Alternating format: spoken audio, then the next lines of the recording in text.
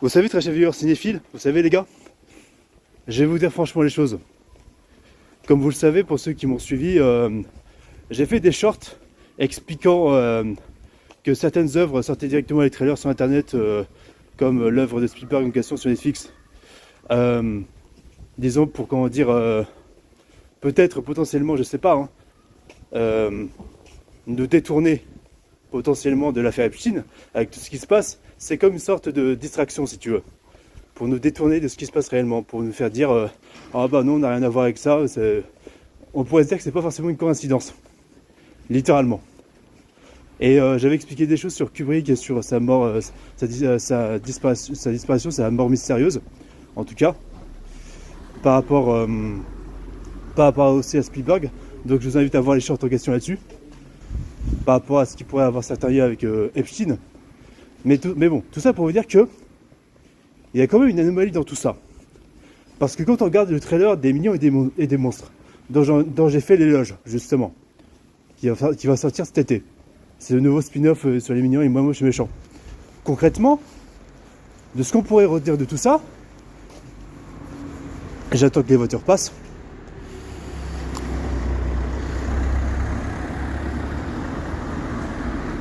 Ce qui est intéressant dans tout ça, c'est que on a vu que les Mignons invoquent Cthulhu, un Cthulhu complètement ridicule, de petite taille. Certes, Cthulhu les aide à essayer de trouver les plus gros monstres pour leur film, tu vois.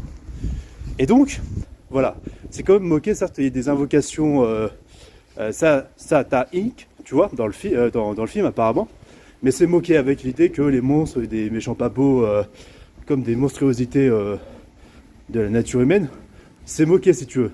Et je pense qu'il y a une satire sincère du cinéma et des élites qui justement utilisent le mal pour la gloire, si tu veux. C'est comme ça que je vois les choses, en tout cas, c'est comme ça que j'ai vu les choses dans ce trailer-là, justement. Et c'est pas déconnant, franchement. Pour que Cthulhu soit ridicule à ce point, en plus dans le film, et que les Mignons se retrouvent dans des situations comme ça, franchement, ça fait un certain parallèle de ce qui est moqué, justement, dans notre société.